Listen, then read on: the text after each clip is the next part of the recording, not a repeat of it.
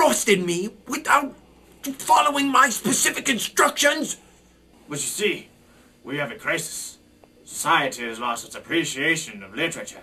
Well, the mass of mankind will never have any ardent zeal for seeing things as they really are. Adequate ideas will always satisfy them.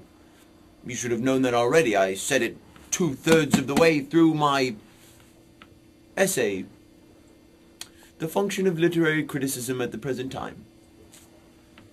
Mr. Arnold, I don't think you understand the gravity of the situation. That is correct.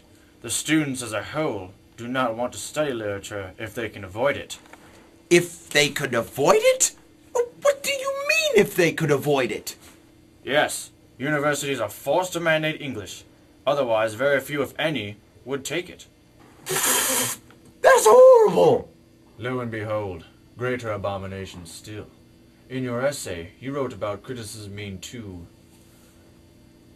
polemical. It is.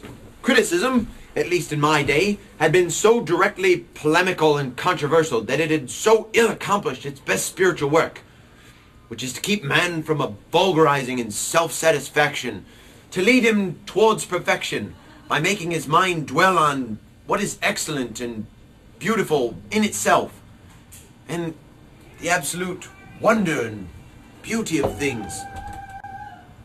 Mr. Arnold, Half the students here don't even know what the word polemical means. Nor are they even willing to look it up in a dictionary. It's far easier for students here to just stifle through college, drinking and whatnot, succumbing to inebriation, without even bothering to look up the correct diction. I don't believe you. You there! You there! What does the word polemical mean?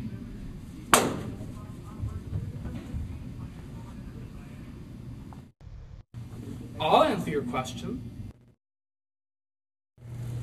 What does the word invective mean? Here, I use it on page 401. You should be able to tell by the context. I don't know. What about the word epoch? I used that 18 times by page 404. Surely you looked up in a dictionary. I think that was the word in my astronomy class. QED, Mr. Arnold. It's not my fault that American students balk at the prospect of vocabulary advancement. But Mr. Arnold, that's not the real problem at all. We thawed you out to help us out of literature's darkest hour. Well, that's just the tip of the iceberg. The whole country is like this. TV threatens to swallow up all that remains of the fresh and creative ideas that were to be produced by your literary theories regarding disinterestedness. What is TV, and how is it threatening my work? Television? He was born in 1822. They didn't have television back then? This matters not. I will explain television to him. Cue the video.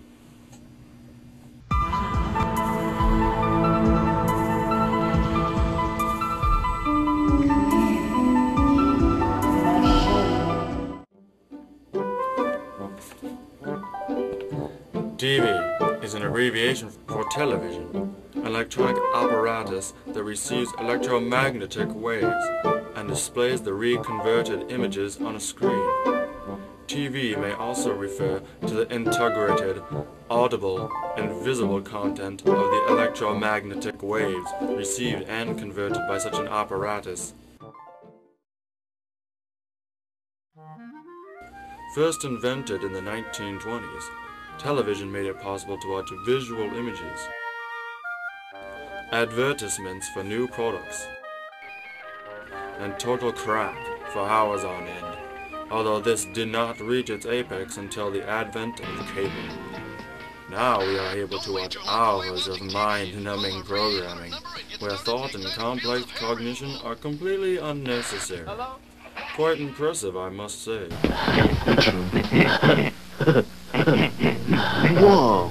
That was cool. Yeah. As I was saying, now there is a television in virtually every home in America, and it is also available in many parts of the world, allowing every nation, tribe, and people to watch total crap in their own turn.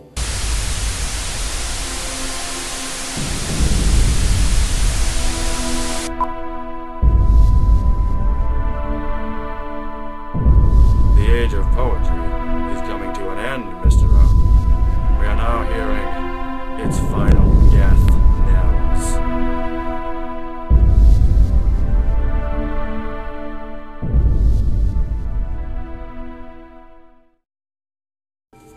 But Mr. Arnold, you are the only hope to revive the age of literature. These television units corrupt the minds of countless individuals from nation to nation. Media plays into their minds and brainwashes them. Media shows like The Apprentice, American Idol, all of my children. Television shows such as these numb the mind beyond feeling, thought, and cognition. Heinous phrases, such as dude, come on dude, have crept their way into the vocabulary of countless, mindless individuals.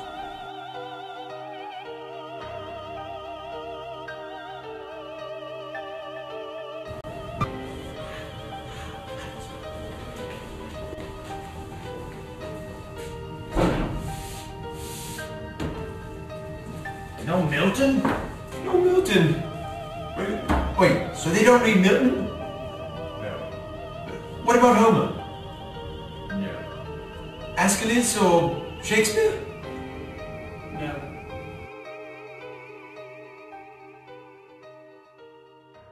Mr. Arnold, students today don't even read the true Shakespeare to get the answers for their tests and quizzes. They have to revert to bastardized versions, such as Shakespeare for Dummies.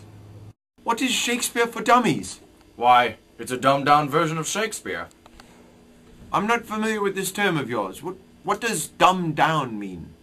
Here, you can see for yourself. Oh, well, they're talking about Hamlet. I loved Hamlet.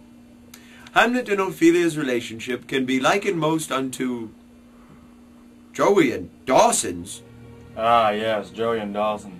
A popular couple on the television show Dawson's Creek, which airs on the WB. You nation of Philistines! You have put no difference between the holy and the profane!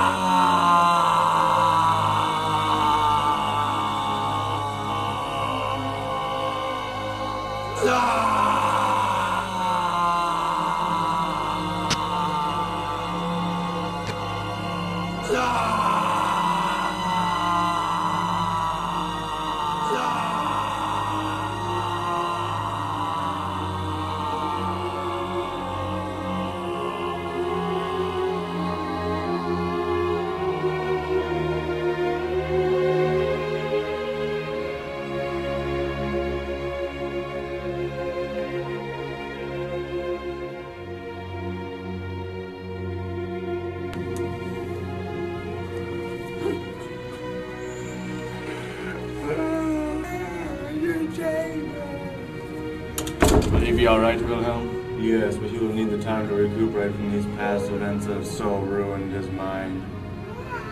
Arnold wrote, "Our ideals will, in the end, shape the world all the better for maturing a little. Perhaps in 50 years' time, it will be an objection to an institution that is an anomaly, and my friend the Member of Parliament will shudder in his grave. We never could have imagined how mind-numbing our culture is on ourselves. We never would have conceived the effects it had on Matthew Arnold. We found him 3 days later, dead, drowned in a pool of his own tears.